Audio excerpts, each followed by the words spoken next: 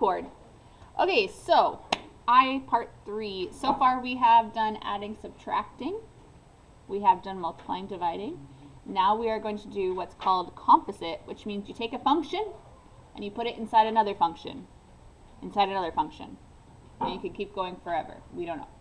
Okay, so composite just means composed of two different functions. It looks like this. Don't get mad. F of g of x, or there's this weird circle. It says f of g of x, like right here. See that? Yes, I know. We hate it. Okay. Not colored in circle, an open circle, like a hole. Yes? Okay. So when you have composite, it kind of looks like this. You take x and you put it into the first function, and then you put it into the second function and you get an output. All right? So let's take a look. So if x is 3 and I put it into, let's call it machine A or function A, we get 2 times 3 plus 3, which equals 9. Thank you. And then we're going to take, so this was like f of A, yeah? Well, f of x. Don't write that down. Okay, that was the first one. Now we're going to take our output and put it into our new function, which is machine B. So we're going to put 1 over 9 plus 5. So we get 1 over 14. And that is our final answer. Okay? So we put x into the first machine. We get an output. And then we put it into the second machine. And we get an output. Okay? Let's try B together. So we have x equals 0. So we're putting 0 into the first one. 2 times 0 plus 3 equals 3. And then we are putting it into the second machine. So 3 plus 5, 1 over 8.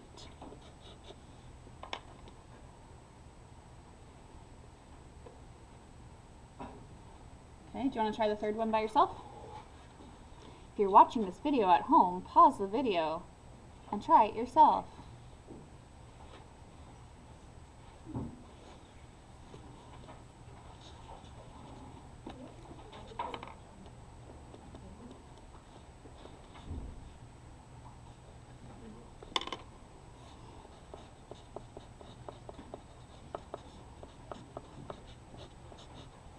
All right, and you should get 1/4. Excellent. Okay, so now, in case it's not just algebra, like in case we have something different, let's take a look at example 2, where do you remember what this is called? Learned in grade 10, but then never talked about it again. It's technically called mapping coordinates, because you're taking a point and you're mapping it onto the next one. I don't know. But what we're doing is we're doing f of g of -1. So I encourage you to think of this like an onion. Start from the inside and slowly move your way out. Nope, that would not be like an onion. An onion, you have to peel off the outer layers. Don't do the outside first. Do the inside first. I'm trying to think of something where you start in the middle and go out. Think about it. We'll talk about it after. So you always want to start in the middle. So g of -1. So -1 is here. And it maps onto 2. That's g of -1. So g of -1 equals 2. And then, remember that's our output for the first one. We are going to do f of 2. So we find 2, and we find the output. So f of g of -1 equals 3. Please make sure you have the correct number of brackets. Okay. So you've got the -1 in brackets, and then you've got the g of -1 in brackets. Okay, so start on the inside and work your way out. Questions, comments? Okay. Let's take a look at how you do it with a graph. Okay, so we've done it with mapping coordinates, we've done it with algebra. Let's try to do it with a graph. So it says, given the graphs of f of x and g of x, find the following. So f of x is, I'm going to put it in blue, And g of x, let's put in yellow. All right, so the first thing we're finding is f of g of negative 2. So we're going to do the yellow part first, g of negative 2. Okay, this line right here is g. So for g of negative 2, remember the negative 2 is the x value. Okay, so negative 2 is right here. And we're going to go up to the line and find the value. So what is the value that we get for g of negative 2? 8. Yeah, I agree. Okay, we get 8. And then we still have to do f, because g of negative 2 is 8. Now we have to go back to f and find 8 and find the output for 8. So here is 8, and we go up, and here is our output. So our answer is 3. 3 is the answer. It does matter the order, because the next one we're going to do is actually g of f instead of f of g. You want to try the next one? Give you a 10-second head start.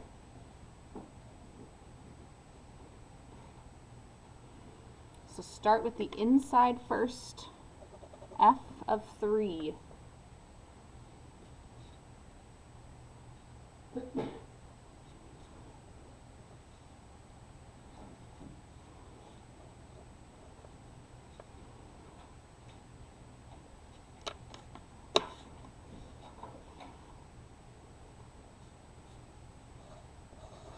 Okay, and you should get a donut. 0. Yeah? Any questions, comments, concerns? No? All right. I'm going to give you a head start. You're going to try the next one. So given the absolute value of x minus 1 and 1 over x squared plus 1, you're going to find each of these values. Okie dokie. So I'm going to make absolute value of x minus 1 this color. If it helps you visually to make them different colors, I encourage you. Why not play with color? All right, so you got x minus 1 and 1 over x squared plus 1. So let's start with g of 2. So we are putting 2 into that function. So we've got 1 over 2 squared plus 1. We're only replacing x, yeah? So 1 over 2 squared plus 1 gives us 1/5. Okay, and then we're going to do f of 1/5. Okay, so now we're doing f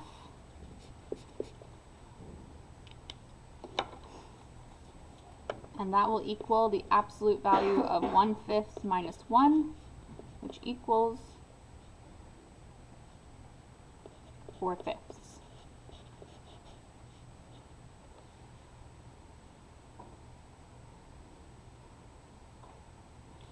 So we can go back to the original if you want and write 4/5 as our answer.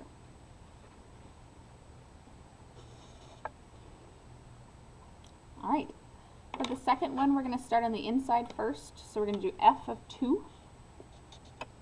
Okay, so first we're going to do f of 2 equals 2 minus 1, which equals 1. And then we're going to do g of 1,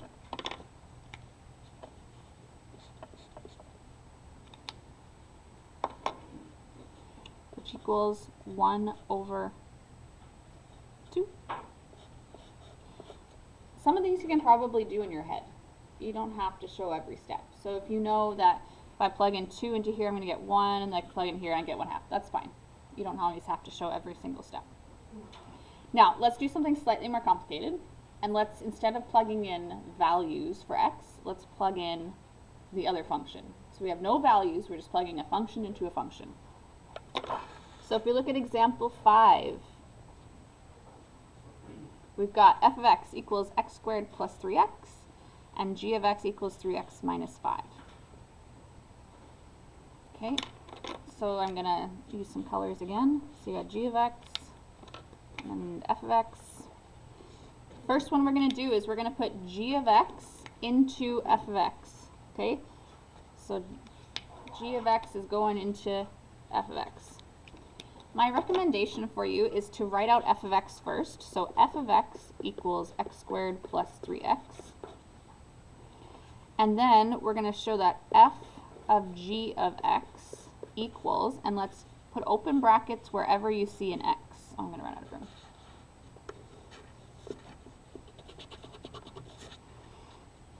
Okay, so x squared plus 3x. Okay, so we have, so f of x is x squared plus 3x.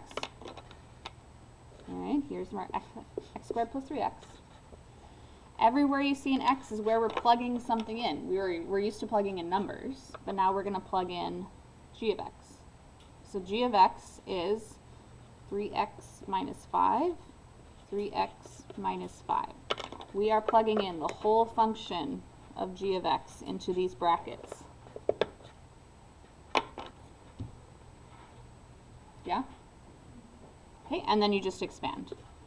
So 3x minus 5 squared is 9x squared minus 30x plus 25 plus 9x minus 15, which is 9x squared minus 21x plus 10.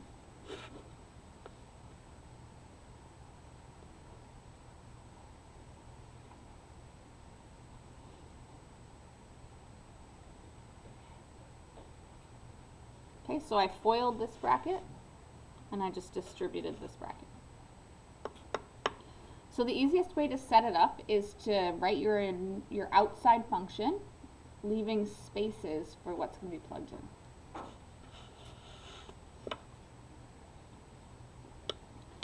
Okay, so the next one we are plugging f of x into g of x. So f of x is what's going in, and g of x is what's the outside.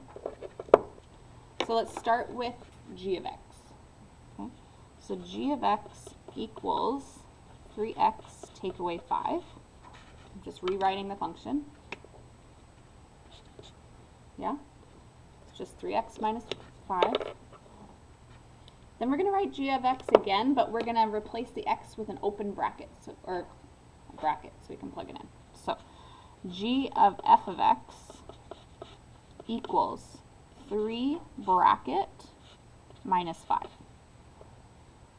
There's only one bracket because there's only an x. That's the only place we can plug something in.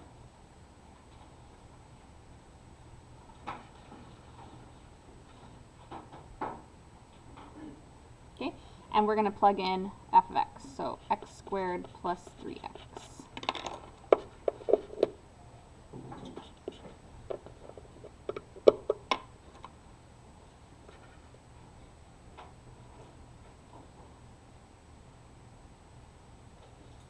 So we get 3x squared plus 9x minus 5 as our answer.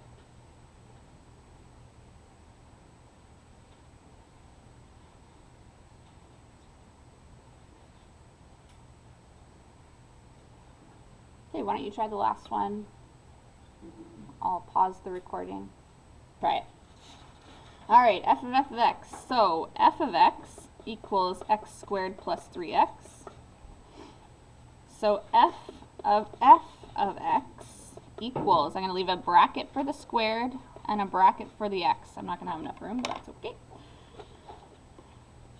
I'm going to put f of x into the spots for x. So x squared plus 3x, x squared plus 3x. Hello, Simon. Sure. Okay. So we got x squared plus 3x squared plus 3 times x squared plus 3x. I'm sorry, it's so small. Do you need me to write it bigger? Okay, I'll write it bigger. X squared plus 3x squared plus 3x squared plus 3x. How's that? Better? Great. Okay, now you get to FOILs. So we got x to the 4 plus 6x3 plus 9x squared plus 3x squared plus 9x.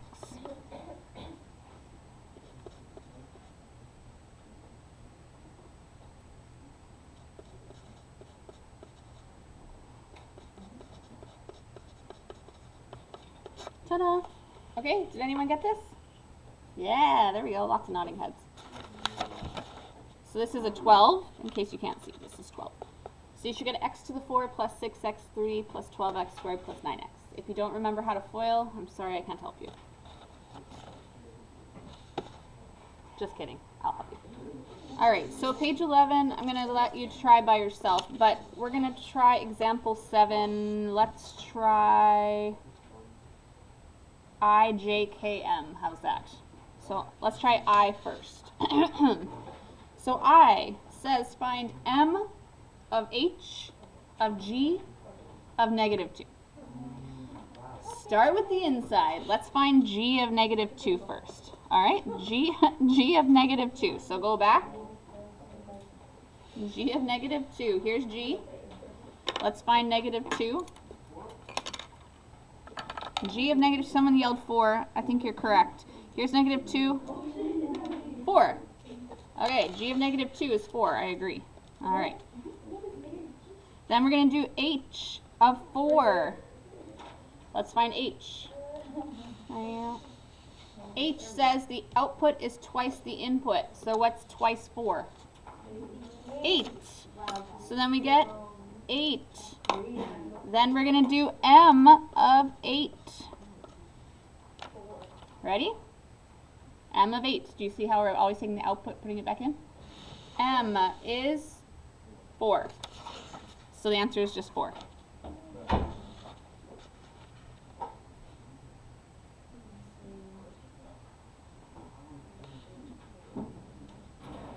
All right. Let's try. Any questions? Okay, let's try J. So we're finding g of p of x equals 3. We're doing the reverse now. So when g of p of x equals 3, so we want g of p of x equal 3. Let's find when that's true. So what's p of x? Let's go backwards. So normally we start on the inside and go out. Let's start when g is, what makes g 3?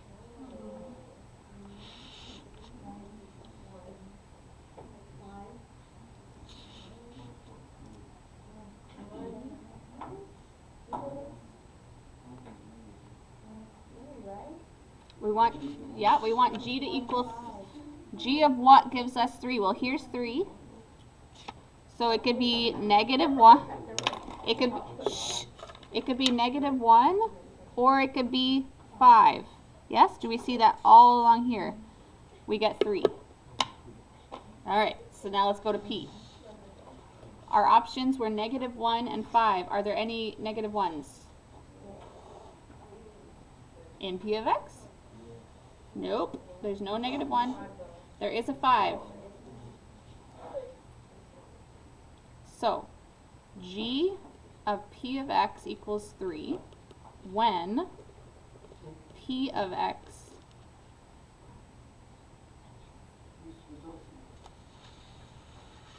so sorry.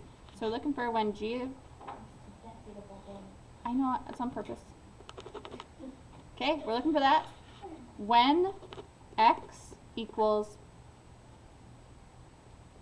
5.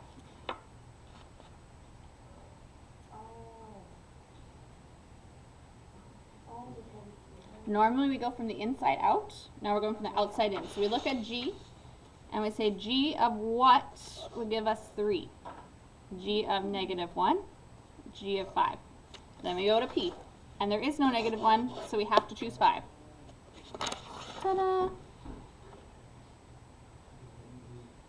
Do we agree?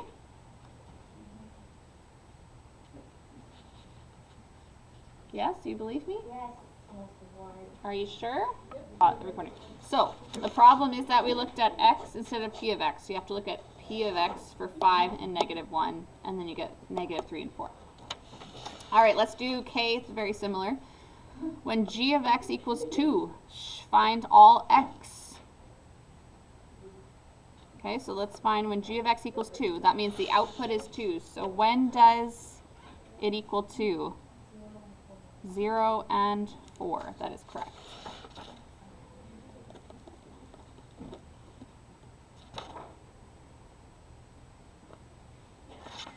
Okay, I'm going to let you do the rest after we're done this video, and I will post the answers so you know if you've done them correctly. Can you think of an instance where you might not get an answer? Yeah, like let's say you had g of 1, yes? You get 1, and then if you try to go to p of x, there is no 1, so there would be no solution. Okay. All right, last one, and then we're going to practice. So tragic. Okay, last question. Use the graphs, or the functions, f of x equals 2x minus 1, which is a straight line, and g of x equals x squared minus 2, which is a parabola. Sketch the graph of the composite function below. Simon, this is for you. We're sketching the graph of the composite function. So first, let's find f of x. Remember, f of x is 2x minus 1. And then we're going to plug f of x into g of x. So we got x squared minus 2. Yes? The function for g of x is x squared minus 2.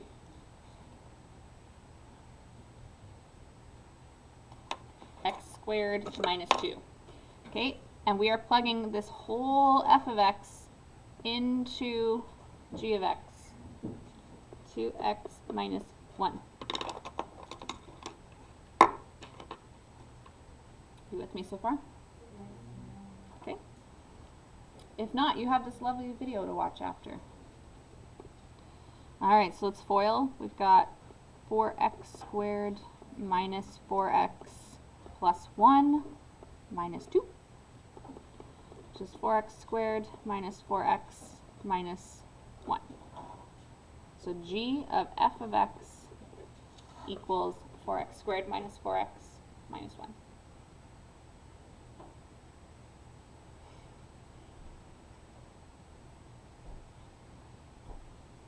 Okay, so how do we graph something like this? I mean, it's a parabola. What's the y-intercept? -1. You should know that just by looking. So here's -1. Is my parabola going up or down? Up. Can you factor this? Yes, in fact, it is a perfect square trinomial because the first number is a perfect square, 2x times 2x, and the last number is a perfect square, 1 and 1, and you just have to decide what your signs are going to be in the middle. Does it factor?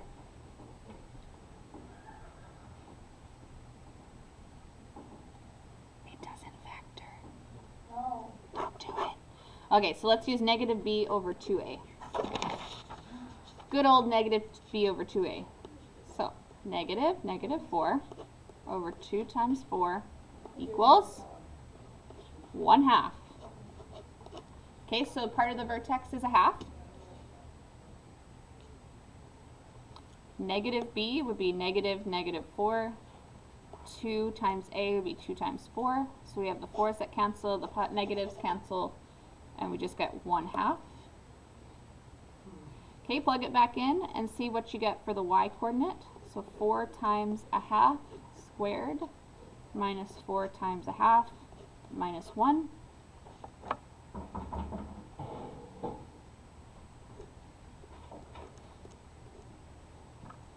I'm so sorry. Vertex is at a half comma -2. Okay, 1/2 comma -2. Here's our vertex. Oh my goodness. So we go over 1 up how many? How do we do a parabola again? What's our a value? Our A value is 4. So we're going to go over 1, up 4. 1, 2, 3, 4. We're going to go the other way, over 1, up 4, and then we've got a parabola, and we don't really need to worry about anything else. Except for labeling. This is g of f of x.